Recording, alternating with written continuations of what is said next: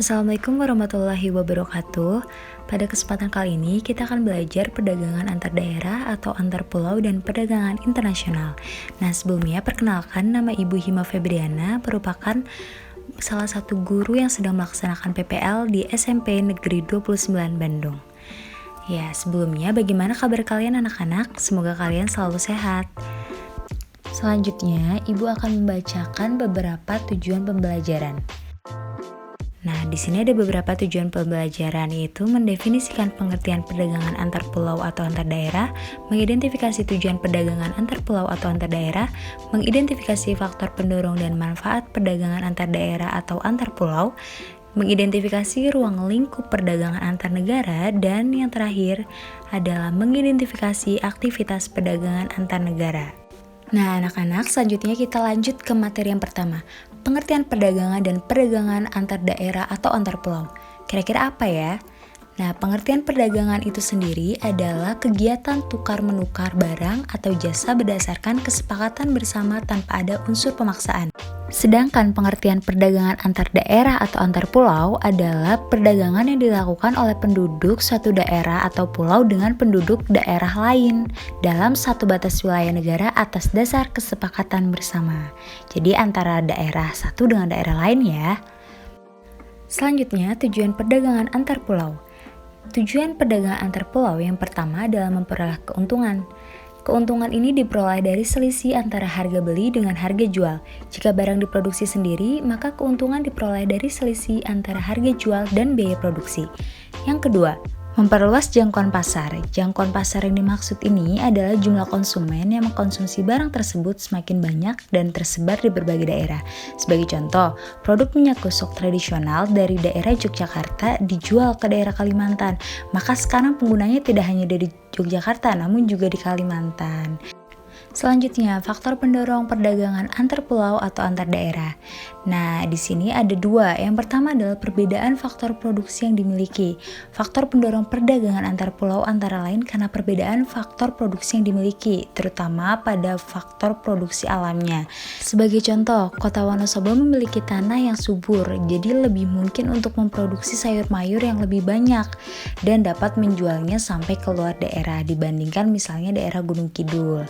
Nah, selanjutnya yang kedua ada perbedaan tingkat harga antar daerah.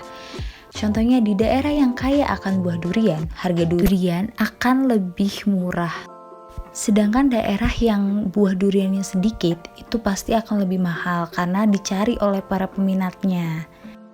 Selanjutnya, kita akan belajar tentang manfaat perdagangan antar pulau atau antar daerah. Yang pertama adalah menyediakan alternatif alat pemuas kebutuhan bagi konsumen. Maksudnya apa sih? Jadi, perbedaan kandungan alam serta perbedaan produk antar daerah akan menyebabkan barang hasil produknya pun berbeda. Dengan adanya perdagangan antar daerah, konsumen dapat menikmati produk yang tidak diproduksi di tempat tinggalnya. Selanjutnya ada meningkatkan produktivitas. Karena pemasaran produk yang makin meluas, tentunya menyebabkan permintaan atau pemesanan terhadap produk itu menjadi meningkat. Nah, hal ini meningkatkan produksi sehingga meningkatkan produktivitasnya.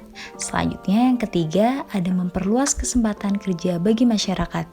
Jadi peningkatan jumlah barang yang diproduksi dalam jumlah besar karena tadi banyaknya permintaan, setelah itu kan menjadi meningkatkan produktivitas, barangnya jadi dibutuhkannya banyak, itu akan menyebabkan produsen itu butuh tenaga kerja tambahan, sehingga nanti akan dibuka lowongan kerja baru untuk para masyarakat yang membutuhkan. Setelah kita belajar tentang perdagangan antar daerah atau antar pulau, sekarang kita beralih ke perdagangan antar negara. Apa sih perdagangan antar negara? Ya, perdagangan antar negara merupakan aktivitas perdagangan yang dilakukan oleh masyarakat suatu negara dengan masyarakat negara lain atas dasar kesepakatan bersama. Jadi ini sudah bukan daerah atau pulau, melainkan sudah antar negara atau internasional. Nah, selanjutnya ada ruang lingkup perdagangan antar negara. Ruang lingkupnya ini berkaitan dengan beberapa kegiatan berikut. Yang pertama, ada perpindahan barang dan jasa dari suatu negara ke negara lain. Yang kedua, perpindahan modal melalui investasi asing dari luar negeri ke dalam negeri. Yang ketiga, perpindahan tenaga kerja dari suatu negara ke negara lain. Yang keempat, perpindahan teknologi dengan mendirikan pabrik-pabrik di negara lain. Dan yang kelima, penyampaian informasi tentang kepastian adanya bahan baku dan pangsa pasar. Selanjutnya ada aktivitas perdagangan antar negara. Apa saja sih aktivitas perdagangan antar negara? Nah, di sini ada dua, ekspor dan impor. Pasti sebelumnya anak-anak sudah pernah mendengarkan ekspor dan impor. Nah, ekspor ini merupakan kegiatan menjual barang atau produk ke luar negeri.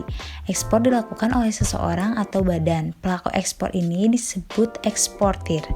Sebagai contoh, kegiatan ekspor adalah hasil olahan kakao yang diekspor berupa mentega kakao sebanyak 114.000 ton per tahun ke Eropa dan Amerika Serikat. Selanjutnya ada kegiatan impor. Impor merupakan kegiatan membeli barang dari luar negeri. Jadi ini seperti kebalikannya dari ekspor ya. Tadi kan kalau ekspor menjual ke luar negeri, sedangkan impor membeli barang dari luar negeri.